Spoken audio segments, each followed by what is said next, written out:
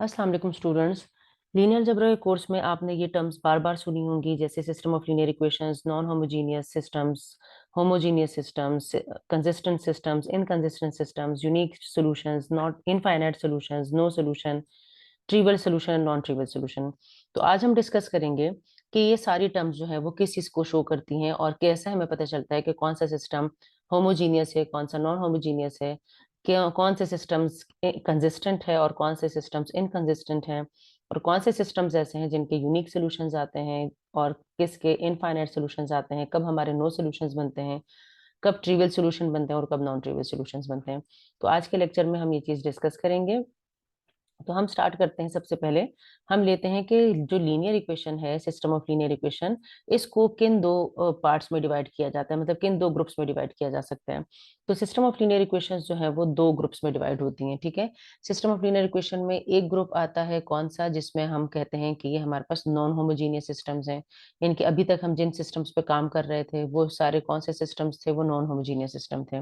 Non homogeneous systems वो systems हैं जिसमें आपने देखना होता है कि हमारे पास जो सिस्टम ऑफ लीनियर इक्वेशन बनता है उसमें इक्वेशंस के लेफ्ट साइड राइट साइड पर जो है वो आपके पास नॉन जीरो नंबर्स होते हैं, ठीक है। सारे जरूरी नहीं है कि नॉन जीरो हो, लेकिन उसमें एटलीस्ट एक कोई नॉन जीरो नंबर होना चाहिए, इनके सारे जीरो नहीं होने चाहिए। ऐसे सिस्टम्स को हम कहते हैं कि ये नॉन होमोजीनियस सिस्टम्स हैं। और होमोजीनियस सिस्टम्स कौन से होते हैं? होमोजीनियस सिस्टम्स बिल्कुल इसके अगेंस्ट होते हैं। होमोजीनियस सिस्टम्स में क्या होता है कि उसमें इक्वेशंस के राइट साइड पर जो कांस्टेंट होते हैं वो सारे क्या होते हैं, वो जीरो होते हैं, यानी कि वो इस शक्ल के सिस्टम ऑफ इक्वेशंस बनते हैं, ठीक है। यानी कि जिसके राइट साइड पे सारे कांस्टेंट जीरो हैं इक्वेशंस के साइड पे, तो वो होमोजीनियस सिस्टम्स हैं। जिनके राइट साइड पे जो कांस्टेंट है वो नॉन जीरो है, वो नॉन होमोजीनियस है। दोबारा से बता देती हूँ कि नॉन जीरो सबका होना जरूरी नहीं है, कुछ जीरो भी हो सकते हैं, कुछ नॉन जीरो होते हैं, एटलीस्ट एक जरूर नॉन जीरो हो, ठीक है। अच्छा, अब हम इन सिस्टम्स को सॉल्व करते हैं नॉन होमोजीनियस। अब हम देखते हैं कि नॉन होमोजीनियस और होमोजीनियस सिस्टम्स में ये कंसिस्टेंट और इनकंसिस्टेंट सिस्टम्स क्या होते हैं, ठीक है। तो नॉन होमोजीनियस सिस्टम्स जो हैं इनके इनमें दो तरह के सिस्टम्स बनते हैं, यानी अब हम ये जो कैटेगराइजेशन कर रहे हैं, हम ये categorisation according to the solution कर रहे हैं, ठीक है। तो हम कहते हैं कि इसमें कुछ सिस्टम्स ऐसे होते हैं जो कंसिस्टेंट होते हैं और कुछ सिस्टम्स ऐसे होते हैं जो कि इनकंसिस्टेंट होते हैं। ये हम किस बेसिस पे ये बात कर रहे हैं? ये हम based on the solution of the system, ठीक है। अब कंसिस्टेंट सिस्टम्स कौन से सिस्टम्स होते हैं? हर वो सिस्टम जिसमें हमारे पास सोल्यूशन जो है वो या तो फाइनाइट आए, यानी कि यूनिक सोल्यूशन आए, फाइनाइट भी इसे हम कहते हैं, ठीक है। फाइनाइट सोल्यूशन या फिर यूनिक सोल्यूशन, और यूनिक सोल्यूशन आता है, ठीक है। अगर फाइनाइट सोल्यूशन आ जाए या यूनिक सोल्यूशन आ जाए सिस्टम का, तो हम कहते हैं फाइनाइट और यूनिक एक ही चीज है। तो हम कहते हैं कि ये जो सिस्टम ऑफ लीनियर इक्वेशन है ये क्या है? इनकंसिस्टेंट सिस्टम है, ठीक है। यूनिक सोल्यूशन आ जाता है, यहाँ पर हम लिख लेते हैं सोल्यूशन। और ये कौन से सिस्टम्स होते हैं? ये आपको याद होगा जब आपने कोफैक्टर मैट्रिक्स किया था तो मैंने आपसे कहा था कि सबसे पहले आप ए डिटरमिनेंट फाइंड आउट कर लिया करें। तो अगर उनका determinant not equal to zero होता है तो हम कहते हैं कि सिस्टम का सोल्यूशन एग्जिस्ट करता है, अदरवाइज हम कहते हैं कि सिस्टम का सोल्यूशन एग्जिस्ट नहीं करता। लेकिन जब हम बात कर रहे होते हैं रो एक्लोन फॉर्म की, यानी एलिमेंट्री रो ऑपरेशन की बात कर रहे होते हैं, तो एलिमेंट्री रो ऑपरेशन में हम डिटर्मिनेंट्स नहीं फाइंड आउट कर रहे होते, ठीक है। यानी कि जब हम आप गॉस एलिमिनेशन या गॉस जॉर्डन मेथड से सॉल्व कर रहे होते हैं अपने सिस्टम ऑफ लीनियर इक्वेशन को, तो आप उसमें डिटरमिनेंट नहीं फाइंड आउट कर रहे होते हैं। तो ये सिर्फ आपको बताने के लिए है कि ये वो सिस्टम्स हैं जिनके determinant not equal to zero आते हैं, ठीक है। तो कंसिस्टेंट सिस्टम्स इन्हें हम कहते हैं, इनके सोल्यूशन यूनिक होते हैं। यूनिक मीन्स कोई एक सेट ऑफ सोल्यूशन आता है, ठीक है। अच्छा, अब इनकंसिस्टेंट में इनफाइनाइट सॉल्यूशंस की पॉसिबिलिटी भी होती है, कभी कभी सॉल्यूशन इनफाइनाइट भी आते हैं। इनफाइनाइट सॉल्यूशंस वाले जो सिस्टम्स होते हैं ये वो सिस्टम्स होते हैं जिनका डिटर्मिनेंट जो है वो इक्वल टू जीरो होता है, यानी कि डिटर्मिनेंट इक्वल टू जीरो होता है। हम जब कोफैक्टर मैट्रिक्स से कर रहे होते हैं तो हम उसको फर्दर फिर प्रोसीड नहीं कर सकते। लेकिन यहाँ पर हम जब हम रो एक्लोन या रो रिड्यूस्ड एक्लोन फॉर्म से जब हम करते हैं तो फिर हम क्या होता है, तो फिर हमारे पास सिस्टम्स के इनफाइनाइट सॉल्यूशंस भी आते हैं, ठीक है। तो दोनों तरह के सिस्टम्स जो है वो कंसिस्टेंट सिस्टम्स कहलाते हैं। या तो यानी कि कोई सोल्यूशन होना चाहिए, चाहे वो यूनिक हो चाहे वो इनफाइनाइट हो, तो ऐसे सिस्टम्स को हम कहते हैं कि कंसिस्टेंट सिस्टम है। इनकंसिस्टेंट सिस्टम्स कौन से सिस्टम्स होते हैं? जिनका कोई सोल्यूशन नहीं होता, नो सोल्यूशन, ठीक है, तो ये सारे केसेस आज हम डिस्कस करेंगे इसमें। होमोजीनियस की तरफ चलते हैं। होमोजीनियस में देखते हैं कि क्या होता है। होमोजीनियस सिस्टम्स जो है वो हमेशा कंसिस्टेंट रहते हैं, ठीक है। और इन कंसिस्टेंट सिस्टम्स के अंदर फिर दो तरह के सॉल्यूशंस आते हैं। एक हम कहते हैं कि ट्रिवियल सॉल्यूशन आया है, ठीक है, ट्रिवियल सॉल्यूशन है। और दूसरा हम कहते हैं कि नॉन ट्रिवियल सॉल्यूशन है। अभी मैं आपको बताती हूँ कि इन दोनों में क्या डिफरेंस है। नॉन ट्रिवियल सॉल्यूशन, ठीक है, नॉन ट्रिवियल सॉल्यूशन।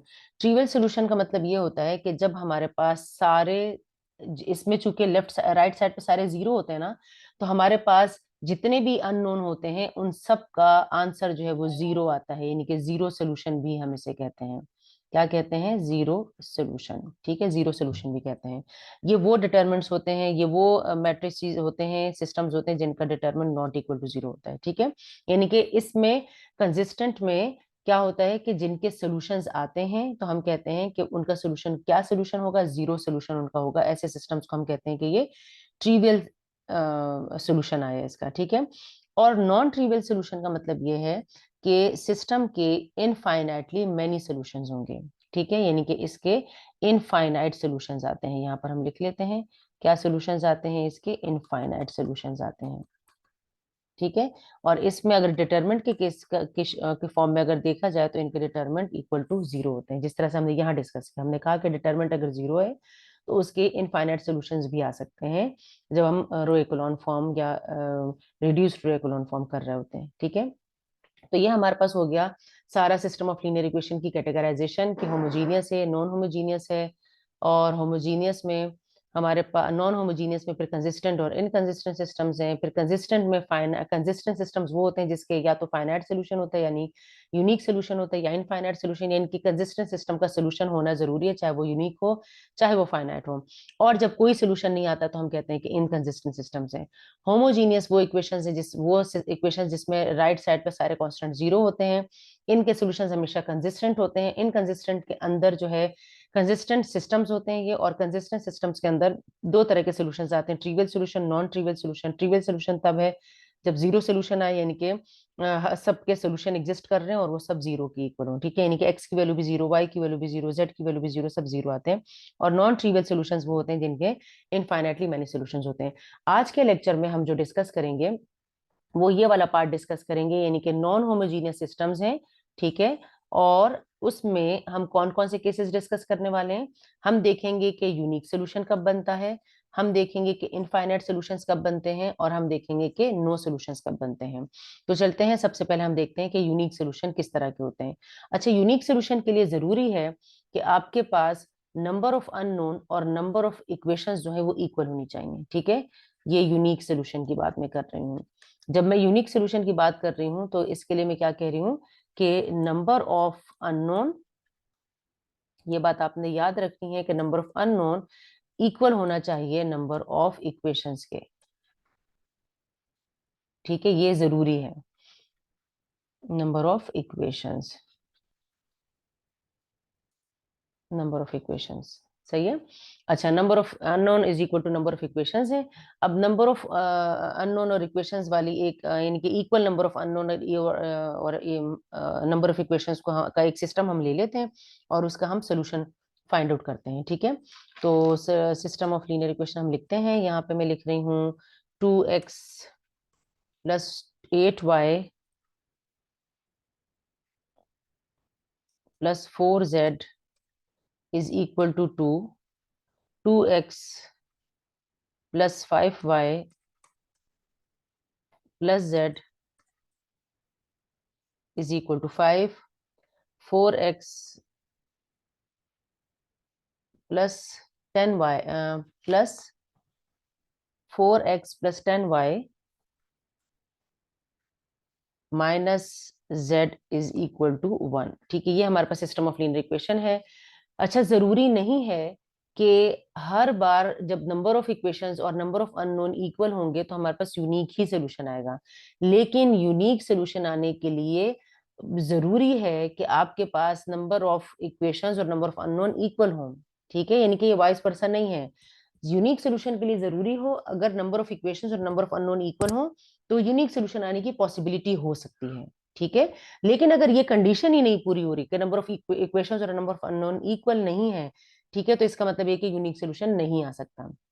तो अब हम देखते हैं, हम इसको पहले ऑगमेंटेड मैट्रिक्स में लिखते हैं, 2 8 4 2 2 5 1 5 4 10 -1 एंड 1, ठीक है।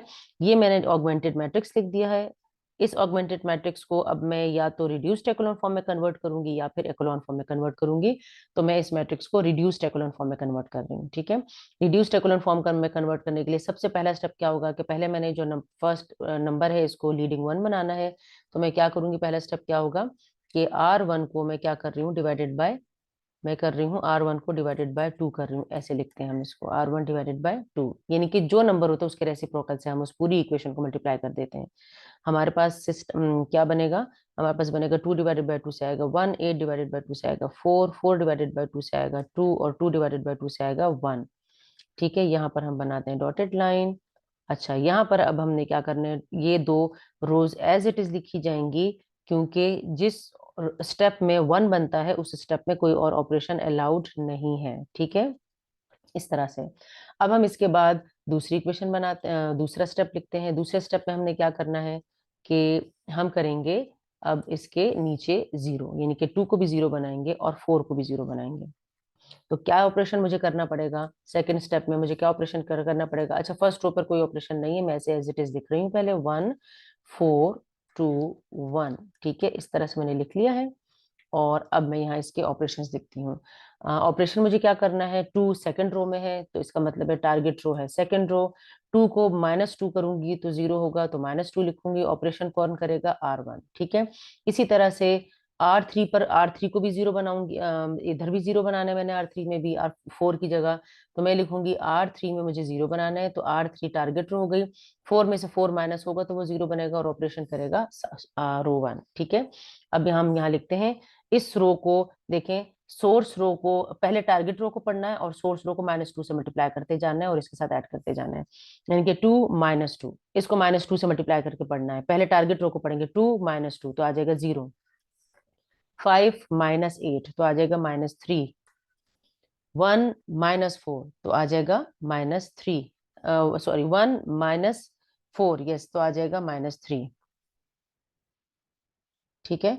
और 5 -2 तो आ जाएगा 3। ये हमारे पास आ गए नंबर्स 3, ये हमारे पास आ गए। पहली रो सेकंड रो को करते हैं, 4 -4, अब -4 से मल्टीप्लाई करते जाना है इसको, 4 -4 0, 10 -16 तो -6 आएगा, 1 -1 -8 तो आ जाएगा -9, और 1 -4 तो आ जाएगा -3। ये हमारे पास आ गया है सेकंड स्टेप। थर्ड स्टेप में क्या करना है कि जो हमारे पास सेंटर में जो नंबर है, यानी कि फर्स्ट रो के बाद जो सेकंड, फर्स्ट कॉलम के बाद सेकंड जो कॉलम है इसके, इसमें सेकंड एलिमेंट को लीडिंग 1 बनाना है। तो हम मैं इसे क्या करूंगी, -3 पे पूरी रो को डिवाइड करूंगी तो ये 1 बन जाएगा। तो -1/3 R2 ऐसे लिखते हैं हम इसे, ठीक है। तो हम यहाँ पर ऑपरेशन अब परफॉर्म करते हैं। पहली रो पे कोई ऑपरेशन नहीं है तो हम इसे एज इट इज लिखेंगे, ठीक है, 1 4 2 1। थर्ड रो पे भी कोई ऑपरेशन नहीं है क्योंकि 0 1 बन रहा है, 1 बनाने की वाली स्टेप में कोई और ऑपरेशन अलाउड नहीं है, हम कोई और ऑपरेशन नहीं कर सकते इस स्टेप में, ठीक है, इस तरह से। अब 0 को डिवाइड करेंगे 0 ही रहेगा, -3 को -3 पे डिवाइड करेंगे 1 आएगा, -3 को -3 पे डिवाइड करेंगे 1 आएगा, और 3 को -3 पे डिवाइड करेंगे तो -1 आएगा, ठीक है। इसके बाद फोर्थ ऑपरेशन मैंने क्या करना है कि 1 के ऊपर भी 0 बनाना है और 1 के नीचे भी 0 बनाना है, ठीक है। तो मैं करूंगी ये R1 है, ठीक है, तो मैंने मेरे पास ऑपरेशन मैंने कहा R1 -4, 4 में से 4 माइनस होगा तो 0 बनेगा, -4, और अब सोर्स रो कौन होगा, R2। अब R2 में चूंकि करंटली मैंने लीडिंग 1 बनाया है तो मेरी सोर्स रो क्या हो जाएगी, वो R2 हो जाएगी, सही है। इसी तरह से दूसरा ऑपरेशन मुझे क्या करना होगा, मुझे यहाँ भी 0 बनाना है, ये थर्ड रो है तो टारगेट रो है मेरी थर्ड रो, -6 को 0 बनाना है तो मुझे +6 करना पड़ेगा। ऑपरेशन कौन करने जा रहा है, R2, ठीक है। अब यहाँ पर हम इसके रोज लिखते हैं। फर्स्ट रो पर ऑपरेशन है, हम इसको लिखेंगे। अब आपने टारगेट रो को पहले पढ़ना है। R1 is the target row, source row है R2, सोर्स रो को -4 से मल्टीप्लाई करते जाना है और R1 के साथ ऐड करते जाना है। 1 -0 1 आएगा, 4 -4 0, ठीक है। 4 और -4, इसको -4 से मल्टीप्लाई, इस पूरी रो को -4 से मल्टीप्लाई करते जाए। 4 -4 0, 2 -4 -2, यहाँ पर बनाते हैं एक dotted line.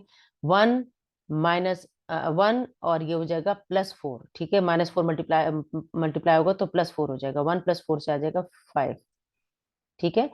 Second row is the source row, no changes in the second row, तो मैंने एज इट इज लिख दिया।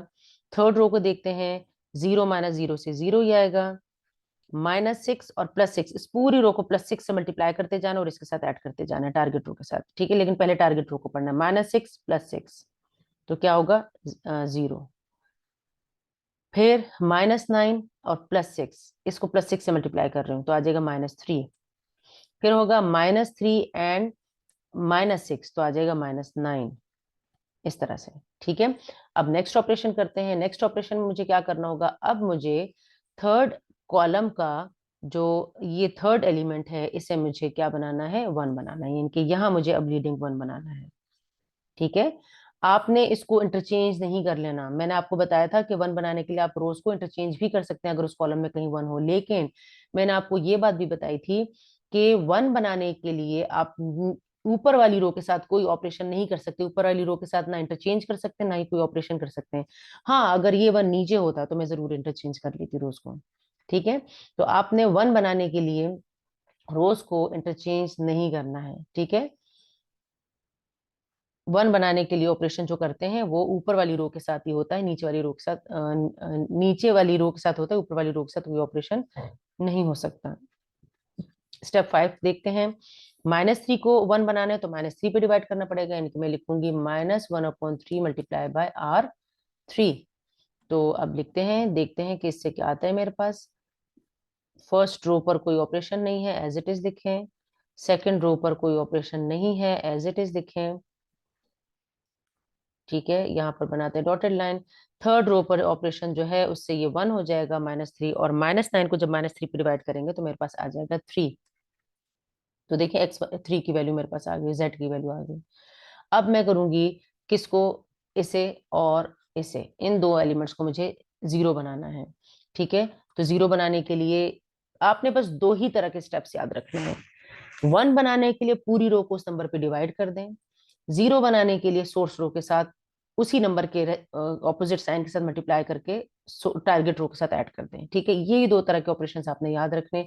इसके अलावा कोई तीसरा ऑपरेशन, कोई किसी किस्म की कोई चालाकी आपने इसमें नहीं करनी है, वरना आपका क्वेश्चन गलत हो जाएगा। अगर आप इस ऑर्डर को ऑर्डर ऑफ ऑपरेशंस को अगर आप फॉलो करते हैं तो आपका आपका सोल्यूशन बहुत जल्दी कंक्लूड हो जाएगा, ठीक है। तो हम करते हैं, अब इसे 0 बनाते हैं। इसे 0 बनाने के लिए हम देखते हैं कौन सी रो है। टारगेट रो हमारी फर्स्ट रो है, फर्स्ट रो के अंदर है ये। -2 को 0 बनाने के लिए मुझे +2 करना पड़ेगा, और सोर्स रो अब है R3। जिस रो में करंटली लीडिंग 1 बना होता है वही सोर्स रो बनती है, ठीक है, वही ऑपरेशन करती है। अब इस 1 को भी 0 बनाना है। ये 1 है R2 में, तो मैं लिखूंगी R2, और 1 में से 1 माइनस होगा तो 0 बनेगा। तो 1 आप चाहो तो लिख लो, चाहो तो ना लिखो, कोई फर्क नहीं पड़ता, और मल्टीप्लाई बाय R1, ठीक है। अब ऑपरेशंस परफॉर्म करते हैं, देखते हैं कि हमारे पास क्या सोल्यूशन आता है। फाइनली हमारा 6 स्टेप में सोल्यूशन आ जाएगा इसका।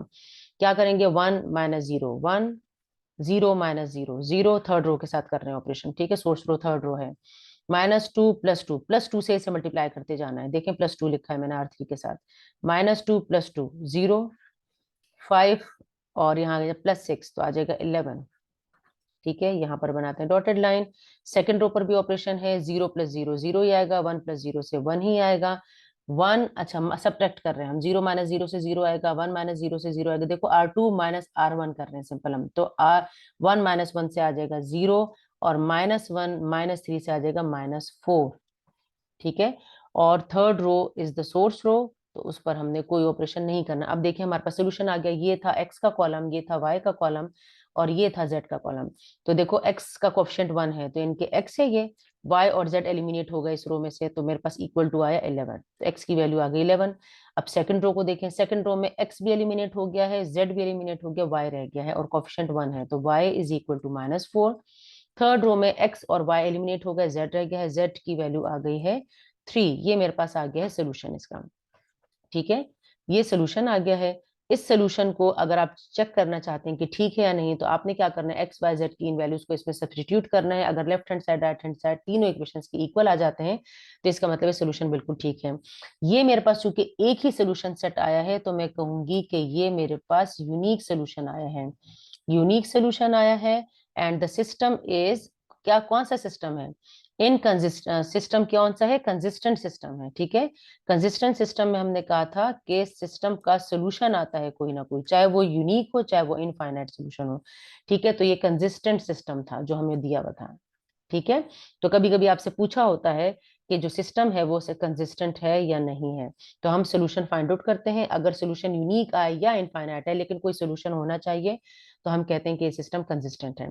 अब हम नेक्स्ट उसमें चलते हैं। नेक्स्ट हम देखते हैं वो सिस्टम जिसका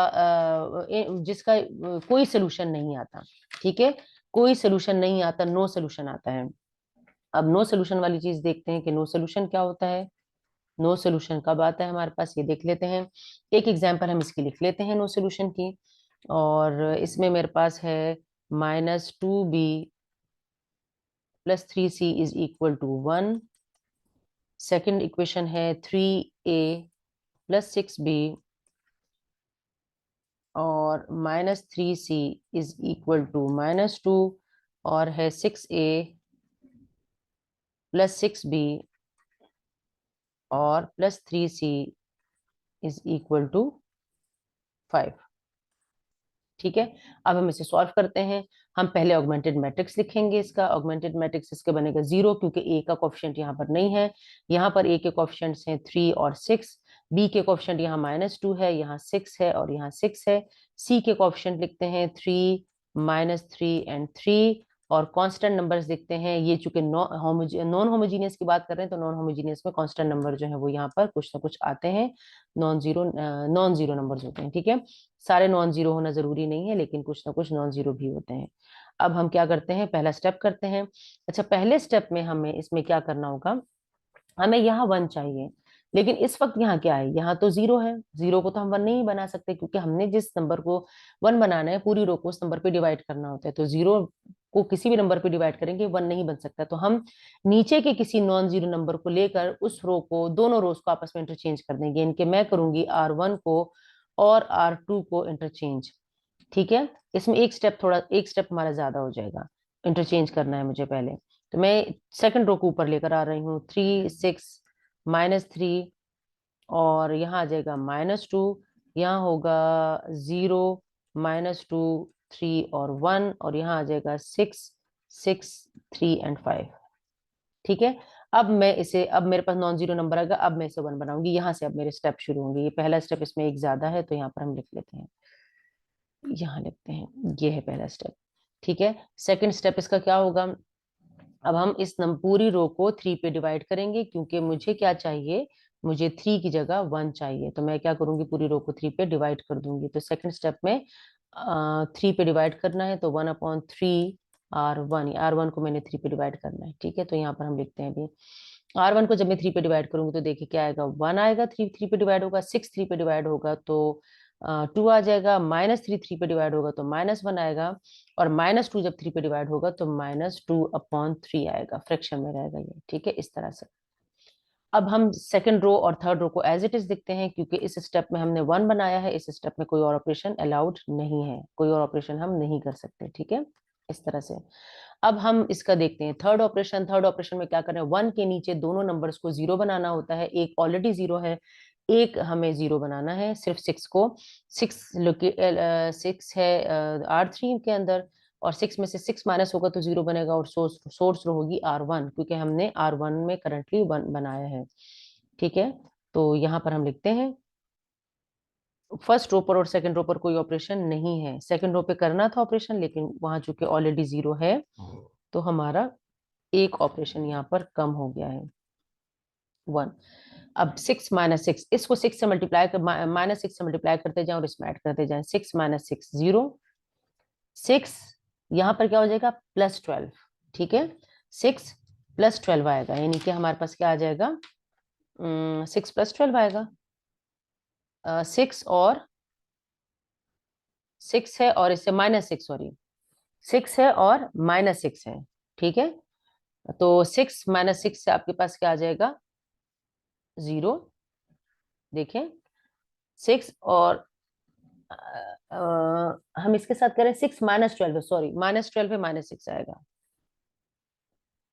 ऐसे -6 आएगा, सॉरी, ठीक है। 6 है और इसे मैं -6 से मल्टीप्लाई करूँ तो -12 हो जाएगा। 6 माइनस 12 से आएगा -6, 3 और +6, ये +6 हो जाएगा तो आ जाएगा 9, क्योंकि -6 से मल्टीप्लाई कर रही हूँ।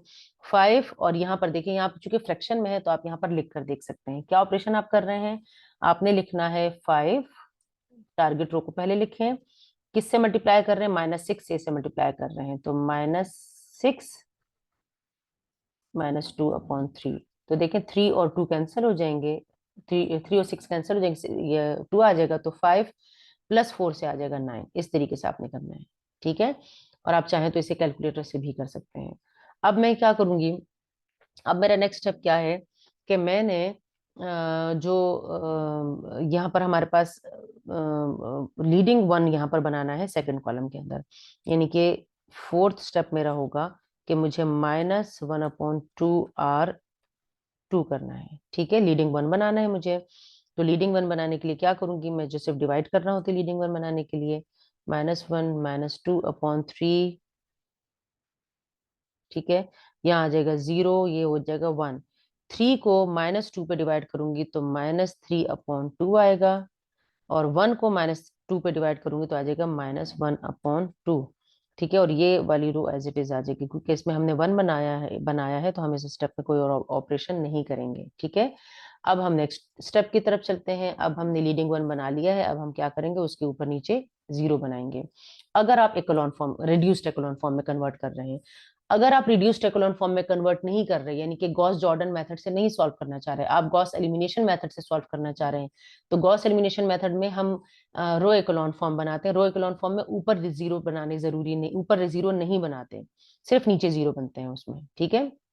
मैं चूंकि रिड्यूस्ड एक्लोन फॉर्म कर रही हूँ तो मैं क्या करूंगी, ऊपर भी 0 बनाऊंगी और नीचे भी 0 बनाऊंगी।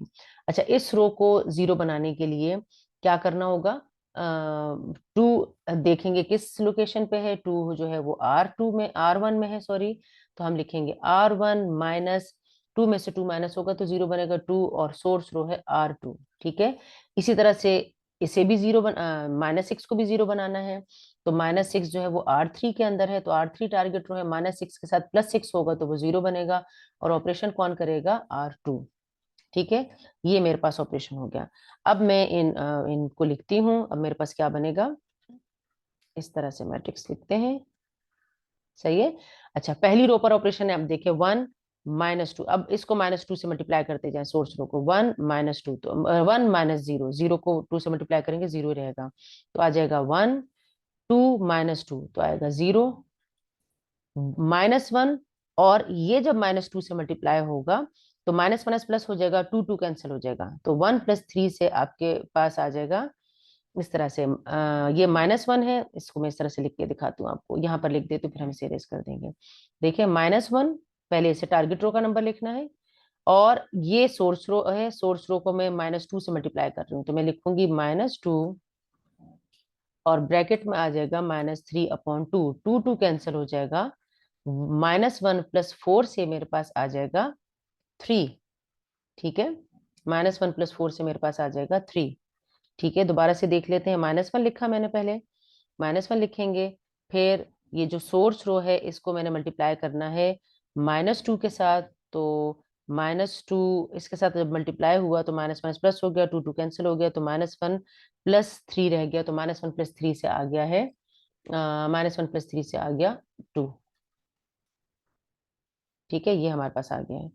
अब क्या करना है हमने, अच्छा इसे इरेज करते हैं यहाँ से, क्योंकि हमने यहाँ पे स्टेप्स लिखने हैं बाकी के, सही है। ये आपने रफ में करना है। अब हमने क्या करना है, अब हमने नेक्स्ट वाले एलिमेंट को भी करना है, ये वाला एलिमेंट रह गया हमारे पास, ये भी चूंकि फ्रैक्शन में, तो इसको भी हम लिख लेते हैं, -2/3 टारगेट रो को पहले लिखा, माइनस, देखो टारगेट रो को पहले लिखा, -2 लिखा, और R2 का इसका करिस्पॉन्डिंग एलिमेंट है -1/2, इसके नीचे वाला एलिमेंट। तो 2 कैंसिल हो गया, माइनस माइनस प्लस हो गया, तो आया -2/3। आप कैलकुलेटर से भी डायरेक्ट कर सकते हैं, -2/3 +1 हो गया, तो इससे मेरे पास आ गया है इससे मेरे पास आ गया है -1/2। ठीक है, क्योंकि देखो यहाँ पर आ जाएगा 3, तो -2 1/3 आ जाएगा इससे। ठीक है, तो हम यहाँ पर लिखते हैं -2/3 -2। ठीक है, सही कर रहे हैं, -2/3 है, और फिर -2 है। ठीक है, और फिर R2 का एलिमेंट है -1/2, 2 कैंसिल हो गया, माइनस माइनस प्लस हो गया, +1 आ गया, ये 3 इधर आएगा, तो 3 -2 से आएगा 1, तो आ जाएगा 1/3। यहाँ पर लिखते हैं 1/3। ठीक है, इस तरह से। सेकंड रो चूंकि सोर्स रो है, कोई ऑपरेशन नहीं है इस पर, इसको एज इट इज लिखेंगे।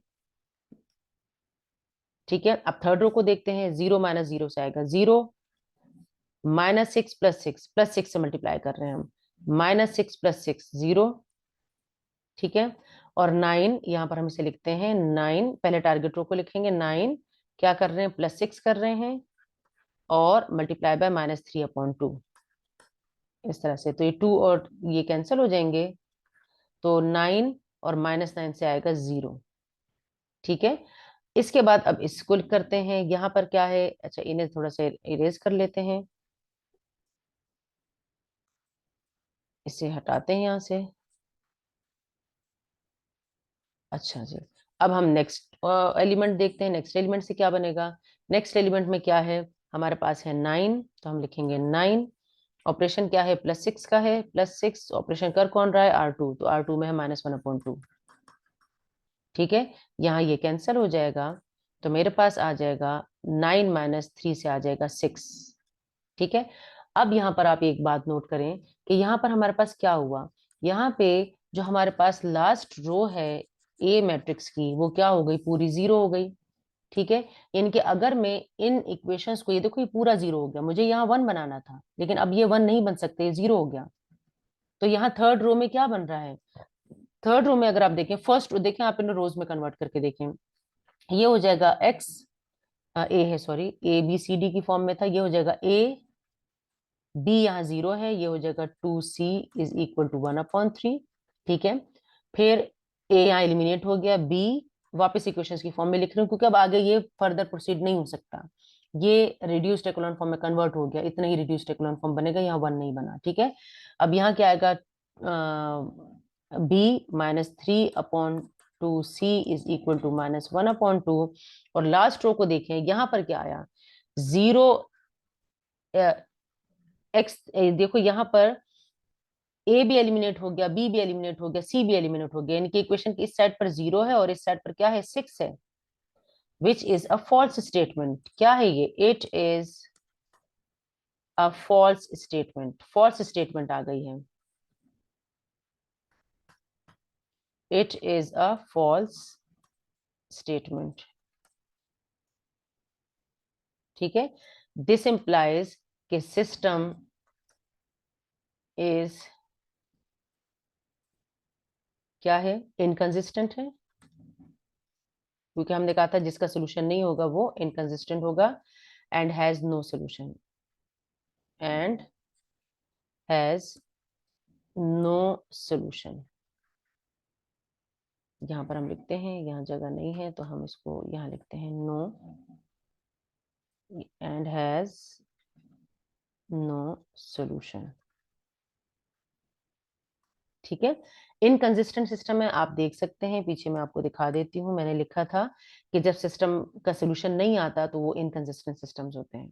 ठीक है, तो अब चलते हैं आगे, हमारा अब कौन सा चीज रह गई, हमने कर लिया यूनिक सोल्यूशन डिस्कस कर लिया, और नो सोल्यूशन डिस्कस कर लिया, यानी कि कंसिस्टेंट और इनकंसिस्टेंट सिस्टम डिस्कस कर लिए।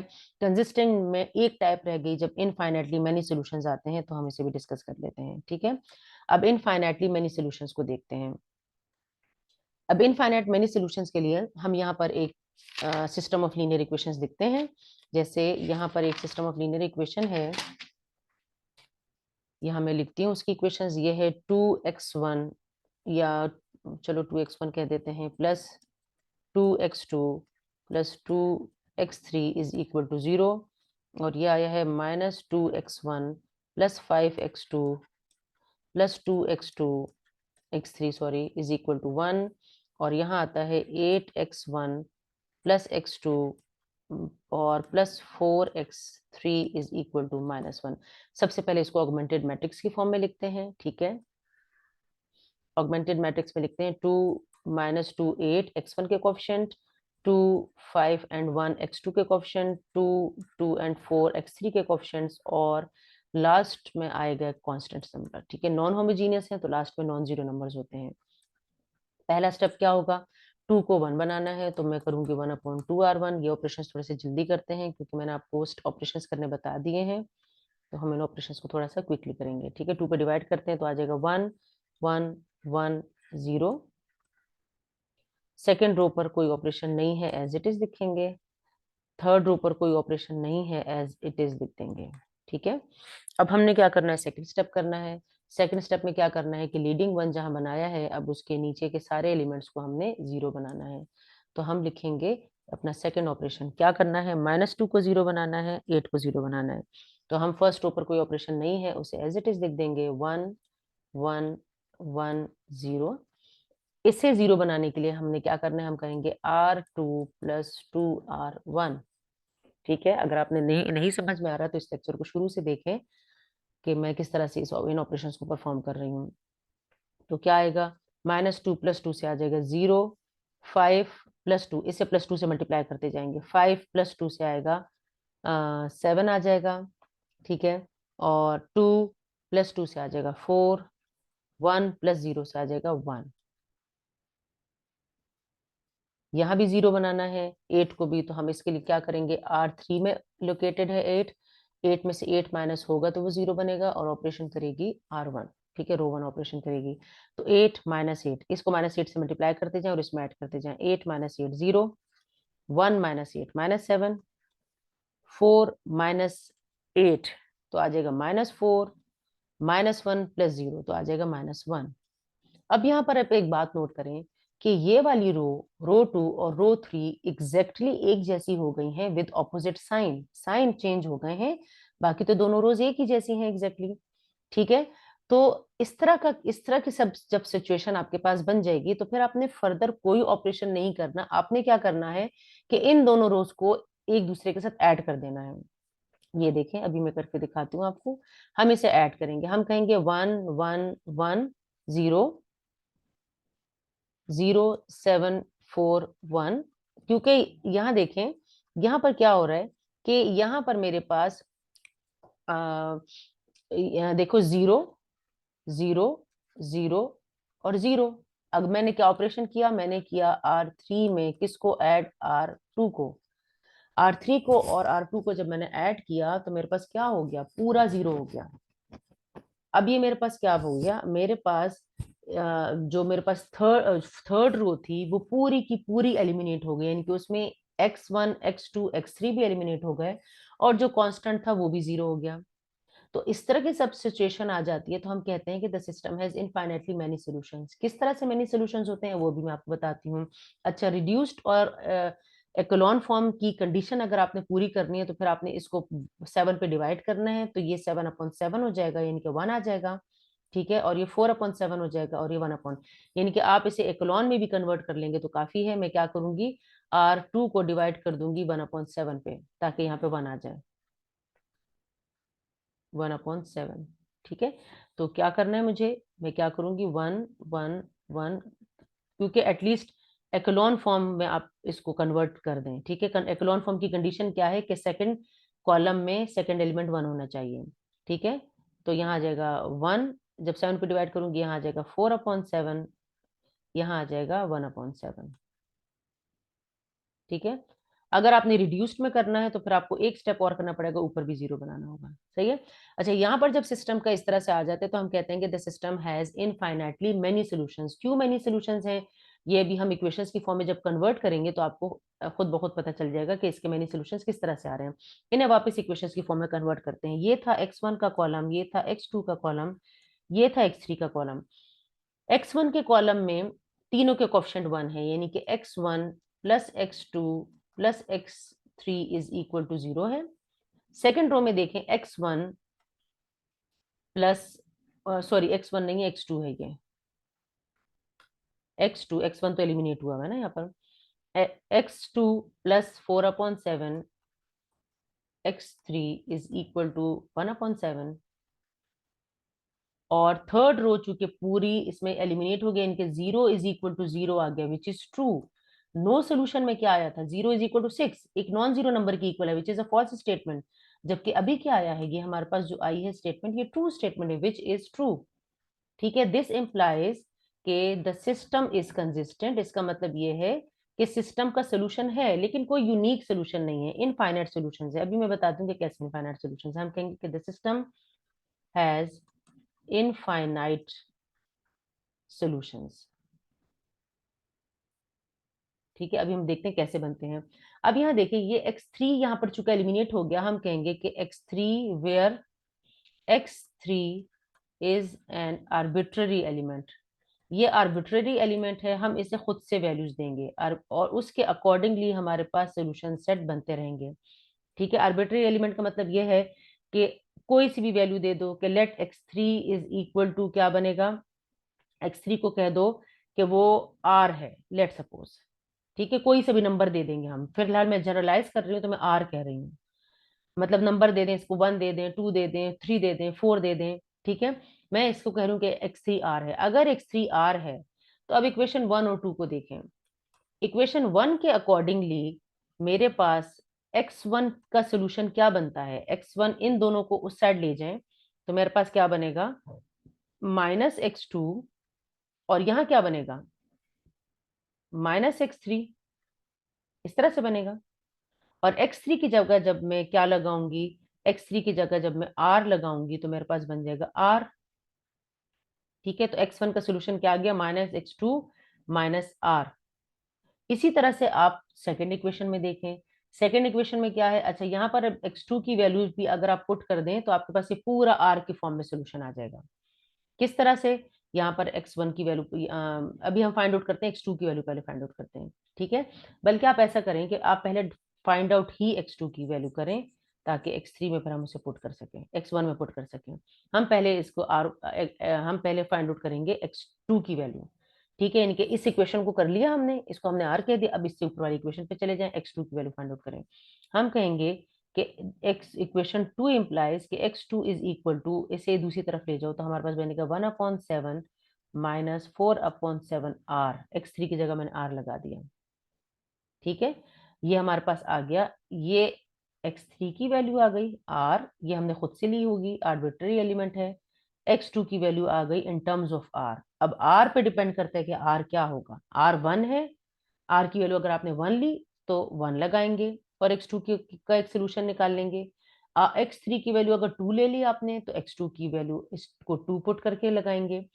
x3 को अगर आपने 3 ले लिया तो यहाँ 3 पुट करके x2 की वैल्यू निकालेंगे। ठीक है, इसी तरह से अब हम x3 की वैल्यू निकालते हैं। दिस इंप्लाइज के x3 is equal to, sorry x1 रह गया था, x1 is equal to, this implies x1 is equal to, x1 की वैल्यू क्या बनेगी, इन दोनों वेरिएबल्स को दूसरी साइड पर ले जाएं तो आएगा -x2 और -x3। इनकी वैल्यूज पुट करें।